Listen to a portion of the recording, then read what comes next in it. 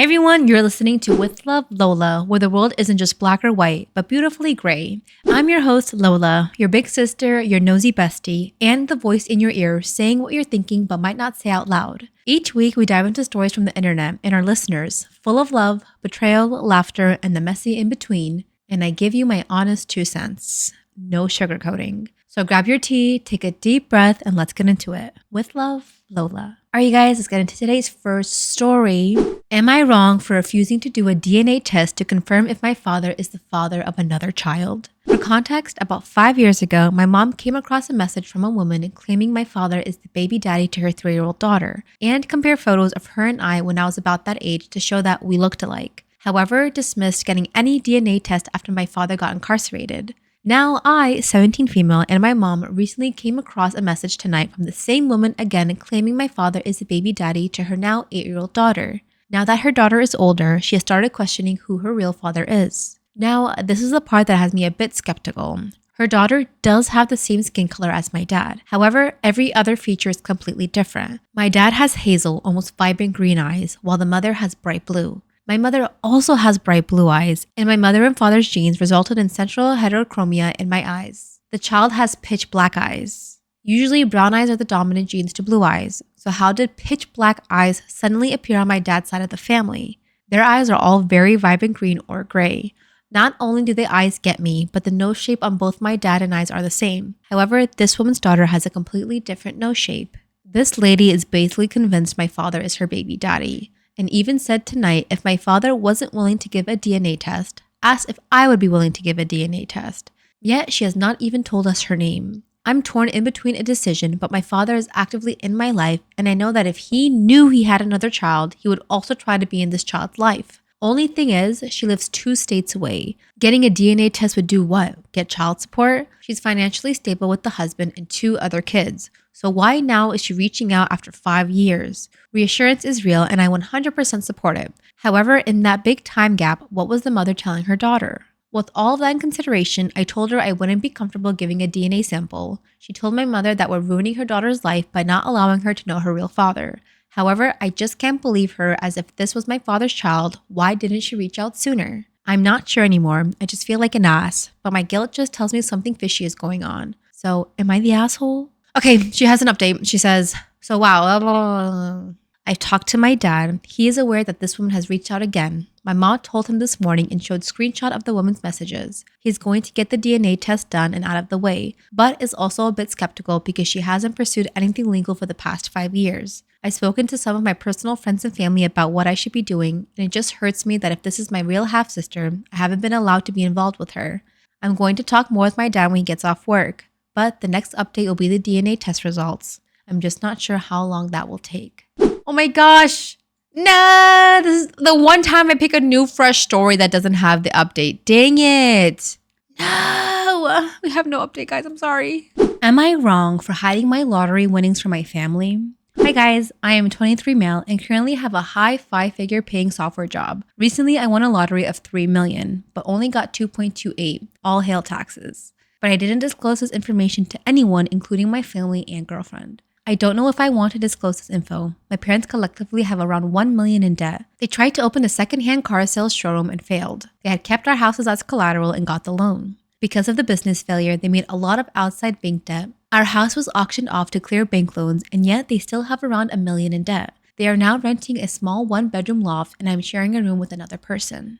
First things first, when it comes to lottery winnings, you don't ever tell anyone. Especially, that is like a substantial amount of money, but it isn't like life-changing, like retiring money. At least in California, right? You keep your job, you don't tell anyone, and you invest that. You still live a normal life, don't ever quit your job. And then you invest that, and you maybe buy some things, a house, a car, and you just live within your means. You don't know how many, I forgot what the number statistically is, how many people who win the lottery go broke within the first couple of years because they blow it through. As soon as I won, my mind instinctively thought about not informing my parents. I can easily clear the loan and can even buy a good house for ourselves, but I don't know why I'm feeling like that would be a bad idea. Maybe because I resent my parents for losing the house, or because I had to give up my baseball career and had to start looking for jobs to support family. Coming to my girlfriend, we have only been dating for 3 months, so I don't know if this is something long term. Also, can someone guide me in future if everything goes well, how to approach the fact that I have millions in my account and have to hide it from you? I'm always grateful for my parents for paying 1 year off of college fees. Rest I got merit-based scholarships and had to work part-time to pay the rest. I'm feeling guilty for not sharing this money with my parents, but I'm also excited for what amazing things I can accomplish with this amount. I'm thinking of hiring a financial advisor to guide me about how to spend my money, but the guilt feeling is not going anywhere. So, am I the asshole for hiding my lottery winnings from my family? You don't tell your girlfriend of 3 months, most certainly. That's not even something you have to discuss. For relationships, right? If this is someone you even end up marrying, I don't think it's important for her to know how much you have saved in the bank account. It's important to talk about debt and assets, right? You can say, hey, are you in any sort of debt? School, auto, mortgage. You can talk about stuff like that. But I don't think the other needs to know exactly how much like dollar amount you have in the account. And you can also be very sure to sign a prenup when the time comes. And then when it comes to your parents, I understand the guilt, right? You don't want to share this with them because they screwed up their own lives financially. And I wouldn't share it with them either. You'd be giving half of your winnings to pay off their loan. You could definitely do that if you wanted to, but who's to say they wouldn't do it again? I'm trying to think if this is my parents, but my parents wouldn't do something like that though. But if they did, shit, I wouldn't pay it off, right? I gotta worry about my future too. And that would help you a lot. If you wanted to, you could buy a house and they can live with you. You can do it that way. And then if you invest your money and make it big later on in life, you can help pay it down. But $1 million is a lot to be in debt over. And your winnings is, like I said, it's not a crazy amount of money. I know it's hard to say like $2 million. It's a lot, but it's not super life-changing. You can really just buy yourself a really nice house, a nice car, and then put the rest in investing, right? For that to make you more money over time. But you still should be able to work. You still need to provide yourself with insurance and all of that. Get a lawyer, talk to a financial advisor. Your parents said is not your problem. Worry about yourself. Once people find out, especially family, money will break people. It will break your family, your friends. You're not going to know who's really in there for long term for you or who's just after your money. So I wouldn't tell a single soul. I know that's hard. Oh my God. I can't imagine if I won and I couldn't tell a single person. I'd go crazy. But don't tell anyone. Am I wrong for not wanting to sign a postnup after 20 years of marriage? My 39 female, husband 40 male and I have been together for 25 years and married for 20. We don't have any children. We got together in high school and married soon after. I went to college and graduated with a business degree, got a corporate job while he attended college and figured out what he wanted to do professionally. A few years after I started my corporate job, I had saved enough for a down payment on a house. I was able to save enough thanks to living with my in-laws rent-free for 3 years. I purchased a property, and since my husband didn't have any income, he was left out of the loan and the bank asked him to sign a quitclaim deed. After 6 years in community college, my husband finally decided to quit college to focus on his freelance art career, which brought him some income. He also got a part-time job to help with his expenses. When I say his expenses, it is mainly his gas, spending, and eating out. I've been the main provider for our home, paying the mortgage, utilities, majority of entertainment and traveling expenses, all pet, 2 dogs and a cat expenses, and groceries. He lost his part-time job during COVID, and during that time also had a back injury that pretty much disabled him from going back to work. So now he solely relies on his freelance art, which is not always a reliable source of income. A few years ago, he inherited 2 properties from relatives. He wanted to build rental units in one of the properties, but when he didn't qualify for a loan, I stepped in and co-signed for the loan to take out equity and use the money to build the property. He agreed to put me on the title since the loan would be under both of our names. I helped him deal with the architect and City Hall to pull permits. I was heavily involved pre-construction, but we agreed that he would deal with the contractor. Even then, he asked me to help deal with the contractor once in a while and go with him to the inspections. When the money from the loan ran out, I put in some of my own funds to finish the project. My husband said he would pay me back, but 2 years later, and I haven't gotten it all back yet. Prior to getting the loan, he asked if I would be willing to sign a document stating that I had no claim to the property. At the time, I didn't think much of it, but I hadn't realized how much involvement I would actually have in the property. After the construction was completed, I was in charge of finding a property management company, and before that, I was the main contact for the rental posting while looking for tenants since he said he didn't have the patience to deal with people. A couple of years after construction, he brought up the postnup again. After giving it some thought, while I agreed that I don't have any claim to the property solely on his name, I do have a claim to at least the addition we made to the second property. He says that I shouldn't have to benefit from his family's inheritance. It makes me feel like trash that everything I did to help him build the units meant nothing. He says that me not signing the postnup makes him not trust me. But a postnup was never an issue when he didn't have any property and all we had was our residence that is under my name. He said that since he signed a quitclaim deed, he doesn't have claim to our residence. But that's not how it works in a community property state.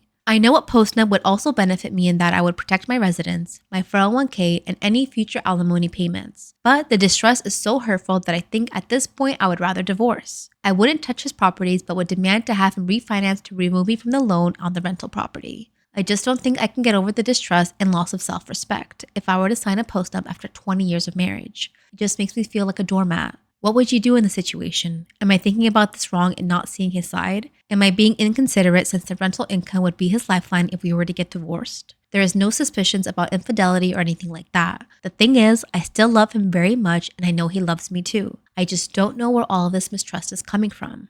Okay. The first thing I would do is go to a lawyer. I think the divorce is impending because why is he being so adamant? After 20 plus years of marriage, like, come on, realistically, you guys aren't going nowhere. There's no infidelity. You guys are happy. But why is it that all of a sudden when you have this sort of asset come into your life, he's acting all like, oh. And there's a big difference. You paid for your house by yourself. No help from him at all whatsoever. No cosign, no nothing. He's used you throughout this process of renovating those apartments he got or whatever. Big difference. You have used your time, your assets, and your name in him acquiring all that. He couldn't do it without you. That's why you get a say in all this. You can say, hey, give me all of this. Everything I put in, I want that back right now. And then take me off the loan. And then it's fine. I'll sign it. But you are part owner. Your name's on the loan. Duh. Go to a lawyer, discuss everything. I mean, I'm not saying your marriage is doomed or a divorce is like 100% impending, but the lawyer would be able to evaluate two options for you, which would be one, how could you benefit from the postnup? And what should you ask to protect your interest if you were to sign it? I don't know how he can say like, it's not fair that you're benefiting off of my family property when you are not part of my family. Like, hello, duh. Let's say, God forbid, you pass away tomorrow. Do you not want her? Like legally, does that become hers or no? It becomes someone else's if you try to sign a postnup, right? I don't know. Like, why would you not want your wife to have it? Duh. You would want it back in your family? People are weird. Just don't sign anything that doesn't recognize and reward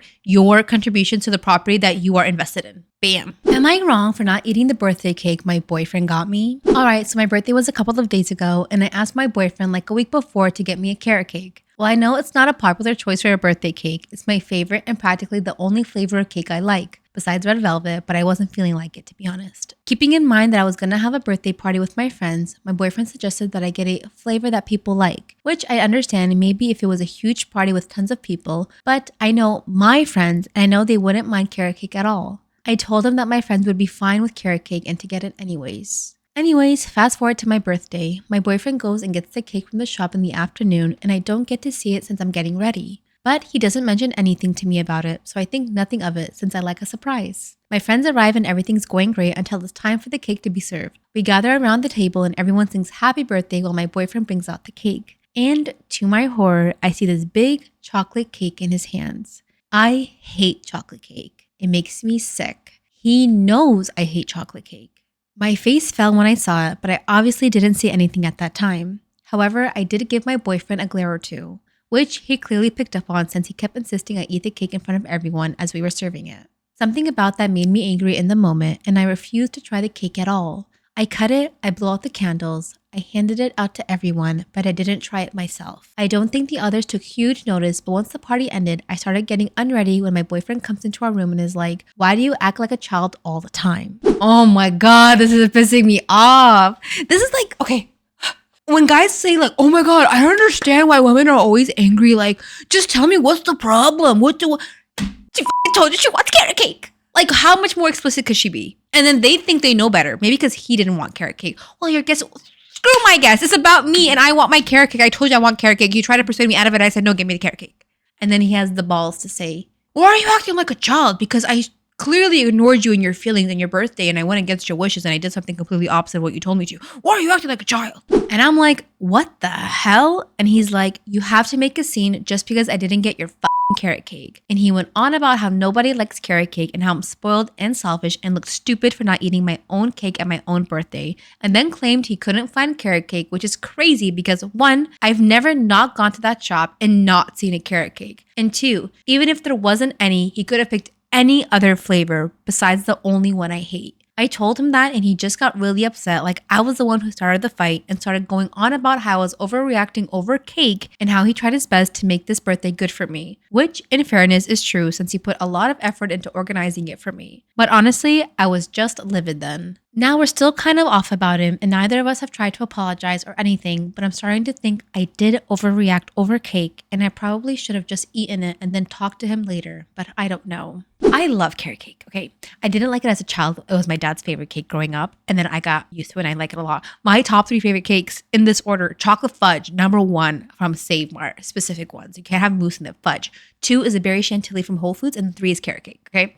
Now, so many other ways you could have gone about this, okay? I get your frustration. I get it, okay? If I'm throwing a celebration for someone and they tell me, Malola, I really want carrot cake. And what I would do, right, if I was smarter, I would order it ahead from the specific shop, okay? Because that's what I do for all of my family's birthday. I order the cake ahead. It's free to do that. They don't charge you. And you're guaranteed the cake that you want. So you just need even a day, maybe 2, to order that cake. I've done it within 24 hours all the time and they'll do it. You order the cake, okay? Let's say you want to wing it. It's the last minute thing. You go to the store. They don't have the damn carrot cake. So you do one of 2 things. You go try a different store to find the carrot cake you know that person is looking for because you care about them. I've done that. You go searching for a damn carrot cake. Or 2, you call and say, hey babe, there's no carrot cake. Do you want a specific cake in mind or can I pick and surprise you? And then I'd be like, oh my God, no, I really want carrot cake. Go to another store. Or I could have been like, oh, yeah, surprise me. Just make sure you get anything but chocolate. This is the part why girls get upset, because it's like, how many times, like, if you know you don't like chocolate cake, right? Why did you buy it? And then they have the audacity to get mad at you. It makes like absolutely no sense. Like, it's significant to others telling you that like your preferences and desires don't matter to him. He didn't care enough about you to be like, hey, she really wants this cake. It's her birthday. The least I could do is get her the damn carrot cake, right? He didn't care. You don't matter enough to him to do that. It's insignificant to him because in his mind, it's just a cake. She shouldn't overreact. She should be happy I'm getting her a cake anyway. Gosh. Like, and then, hello, what I would have done, right? If I was getting it for someone and I hated carrot cake, I don't want something else. Free will, adult money. You can buy 2 cakes. You could have bought your girl the carrot cake for her, a small one, and then get a big chocolate cake for everyone else. There are so many other things you could have done. But no, he doubled down on saying you were childish. If he's like this, that's not how a partner or how I envision anyone who I'm with to ever be like.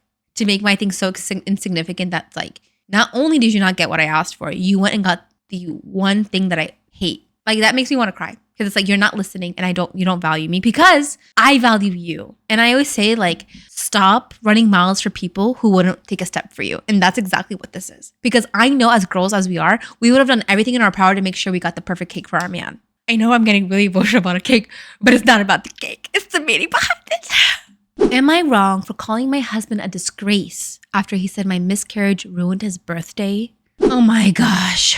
I miscarried yesterday afternoon about 12 p.m. I've never had a miscarriage before, and this baby was so wished for, so it's all so fresh, and I'm sobbing right now, so I apologize in advance if it doesn't make a whole lot of sense. My husband turned 27 yesterday. I, 26 female, was pregnant with mine and my husband, 27 male, second child. Yesterday, I was 8 weeks pregnant. The day before yesterday, we saw a beautiful heartbeat flicking on the screen, and today I'm devastated. I was playing with our 2-year-old when I felt pressure in my lower abdomen. Not long after, I noticed bleeding, and I let my husband know immediately that I had discomfort and bleeding. Before long, I had passed what I believe is a fetus, and I messaged him, I think I lost the baby. I wanted to keep him updated, and I guess I was seeking some kind of emotional support. I asked if he could come home, and he said, of course, if it's urgent. Your wife just lost her baby. What could be more urgent than that? Hello? And like the fact that she's already like saying like, I guess I messaged him because I was seeking some sort of emotional support. You don't have to justify you letting your husband know like, hey, I think I'm losing our baby. That's immediate means for like, come, I need someone here. I need the father of my children here. I need my husband here. Like, I said, I think it's because the pain and bleeding is getting worse and I'm starting to feel lightheaded and our 2-year-old is unattended in his playroom right now. We have no friends or family near that I could call who could get to us quicker than he could. I had to clean myself up, crawl downstairs to take paracetamol, make my son his lunch, and then put him down for a nap. At this point, my husband still isn't home. He was working approximately 30 minutes away. It took over an hour to get back. Hours later, when I asked, it was because he'd stopped at Tesco to pick up some beers. Oh my God. Your wife is home all alone, suffering a miscarriage with your 2-year-old. Emphasis on alone, emphasis on miscarriage. And you stopped to get a beer? Unbelievable.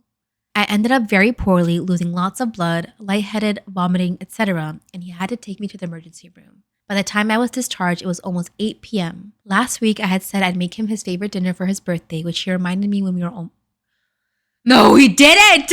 Last week, I had said I'd make him his favorite dinner for his birthday, which he reminded me when we were almost home. I said I wasn't feeling up to it and that whatever takeaway he wants is on me. He said, for fuck's sake, under his breath, and then muttered something along the lines of, this bullshit has ruined my birthday. What do you, oh my God, I can't. You're telling me you suffered a miscarriage, went to the hospital, and this man was worried about his birthday dinner. And not only that, you said it's on me, I'm gonna pay for it. Oh my, what? Why are you with this person? I don't understand. He didn't stop to get any takeaway. He just drove straight home. He put our son to bed and I went to bed, and I'm not sure what he did after. I didn't see him this morning as he already left for work. He has not messaged me all day and he got home a few hours ago. It is now 8:40 p.m. and he's been giving me the silent treatment. I tried to speak to him about an hour or so ago and he ignored me and I called him a disgrace. He slammed the bedroom door and locked me out of the bedroom. His mom has since messaged me and said I need to be as patient as he has also had a loss. She didn't ask how I was or anything. He's obviously speaking to his mom. Why isn't he opening up and speaking to me? She said I was harsh. I'm feeling utterly emotionally neglected right now. My body has been through emotional and physical hell. I understand that my miscarriage came at a fucking inconvenient time for him as it was his birthday and all. I'm not sure if it's the hormones making me feel crazy, but is it nuts to contemplate divorce? Am I the asshole for calling him a disgrace? Oh my God. Okay. I feel like when people are in the situations, right? The fact that she's like, am I like hormonal that I think I want to divorce this man who just left me all alone, stranded while I just had a miscarriage, and he was worried about his birthday dinner that I was going to pay for, and he didn't even think to console me, be like, hey baby, it's okay, you lost your baby. Like, are you okay physically, mentally, emotionally? And like, can I get you anything soup or anything? Like, what do you need? But he runs to his mommy and complains about you. That like, frustration. Your marriage is over. How long you stay with him is up to you. But there is no way when like times of need like that where you need to, like one person is low, right? You went through that. Of course he lost a child too, but you physically lost a child. And he's bitching about his birthday. It took a crisis for him to show who he really was. But that is, I cannot believe this. Okay, guys, we do have an update. I should have clarified in my original post from last week that the way my husband responded was completely out of character for him. He's usually a caring and supportive man and is a good husband and father. The only incident where he's shown any kind of red flags was when I put together an accent chair. I used a screwdriver to attach the legs to the seat, and when he came home from work and saw that I'd done it myself, he jumped on it until it broke to show that I didn't do it properly, and that I should have waited for him to come home. He'd been under lots of stress at work, so I asked him to go to therapy, which he did, instead of pulling the divorce card straight away. We have been together for 7 years in May and is the only person I've ever known. My family all love him and have accepted him from day one. I also should have clarified, yes, I know he was an asshole in this scenario. I wasn't questioning that. What I was questioning was whether I took it a step too far in calling him a disgrace. He was going through a lot at work at the moment. It was his birthday. I'd been messaging him telling him that I miscarried his child and he had to leave work early, and then I called him a disgrace after he'd taken me to the hospital and was responding to the grief in his own way. I think the majority of people said I was not the asshole in this scenario, and due to his behavior that my insult was justified. Thank you to everyone who reached out, checked in, offered condolences, and emotional support. I read all of my messages and tried to read most of the comments. Most of them have been very kind and useful and have helped over the past few days. I had a scan yesterday which confirmed that everything has passed successfully. Some people may remember that I was very worried about retained tissue due to my fever over the weekend. Also, my tonsils has fully cleared up, so I'm feeling almost back to normal, physically at least. I left my husband. This was the part we were waiting for. I left my husband. Me and my son are staying with family in a different part of the country, so we are safe and are managing. My husband did get very angry when I told him that I was leaving. He tried to stop me from leaving with our son, put hands on me and threatened to end his life. One of those. My mom intervened, and like I said, we are safe. I have some time off work now, so I will continue to take time to recover emotionally and plan my next steps. Thank you if you read this far. I doubt there will be any more updates after this. I mean, the fact that not that you really minimized this response, but when he came home, the first red flag, and he jumped on your chair to show that you did it wrong until it broke, that is scary. That's not normal. Oh my gosh. If like what the appropriate reaction should have been is like, oh, you did this wrong, I would laugh and like, let me help you fix it. Not to stomp on the chair until it disintegrates. But I'm happy you're safe. I'm happy you left. Hope you go through therapy to help cope with everything that's going on and hope you stay safe. All right, you guys, it's time for the final story of today's episode. And this is coming from my Reddit page with WithLoveLola. If you want me to read and talk about your story on the pod, please make sure you submit your stories to me there. Am I wrong for telling my dad that his emotional support cat is tearing our family apart? So this story is going to sound ridiculous, but the more I explain it, the more you'll see why I'm so frustrated. I, 26 female, grew up in a pretty typical middle-class home. My dad, 60 male, worked in construction his whole life. Hardworking, responsible, paid the bills, made sure there was food on the table, all the basics. But emotionally, the man was a brick wall. He never hugged us, never said I love you unless my mom pressured him to. If you came home crying, he'd grunt, you'll be fine. He wasn't abusive or mean, just emotionally distant. That's always been his default setting. We had a few pets growing up.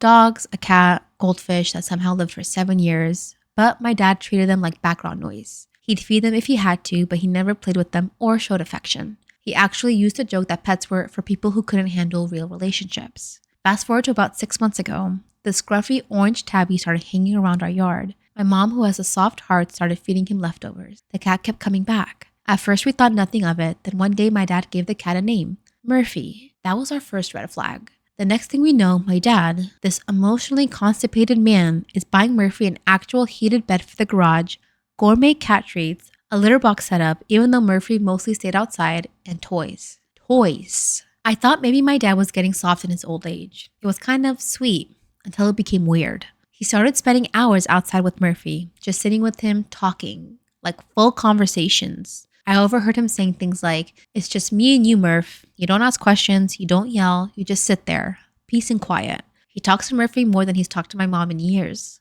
More than he's ever talked to me or my brother. One day, I even walked in on him brushing Murphy's fur and humming. I'm serious, humming. Then it got worse. My cousin got married out of town. My dad didn't go, said he didn't want Murphy to be alone for the weekend. A month later, my brother graduated college. We had a big dinner planned with extended family. My dad bailed last minute because it was raining and Murphy gets anxious during storms. When my mom tried to talk to him about how distant he'd become, how this random cat was getting more attention and affection than his own wife, he shut down completely. He told her, Murphy doesn't make me feel like a failure. He just sits with me and lets me be. Y'all, my mom looked crushed. She stuck by him for 35 years. She raised us, supported him through layoffs and surgeries and family drama. And now this man is acting like a stray cat is his soulmate and we're all just in the way. After their fight, she told me that she's considering staying with her sister for a while. She said she feels invisible in her own home. Like Murphy gets the husband she's always wanted. So I finally confronted my dad and I tried to be gentle, but I told him, you're using this cat as an emotional crutch, and in doing so, you're isolating yourself from the people who love you. He got cold, said I didn't understand that Murphy was the only one who didn't expect anything from him and just appreciated him for existing. I told him that if that's all it takes to earn his love, then what the hell were we doing wrong all these years? Now my brother thinks I went too far, says dad's finally opening up to something and we should let him have it. Honestly, it feels like we're losing him to a damn cat because it's easier than facing his emotional shortcomings. So yeah. Am I the asshole for telling my dad that his emotional support cat is ruining our family? I think this definitely requires therapy. I think it's above my pay grade. There's for someone to be as emotionless as you stated for him to be that close to a cat, there has to be a lot of emotional turmoil, I think, going on in the background because I think he feels a lot of expectation from his family.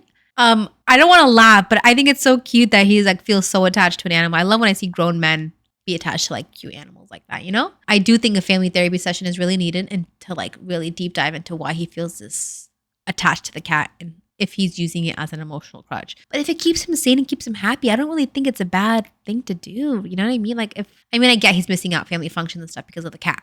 That needs to get fixed. But I think he really likes the cat, but still needs therapy. And that's a wrap on today's episode. If you laughed, cried, or sighed along the way, don't forget to subscribe, leave a review, and share the love. Have a story you want to hear on the show? This space is all for the messy, complicated, beautiful gray areas of life. Until next time, be kind, stay curious, and as always, with love, Lola. Bye.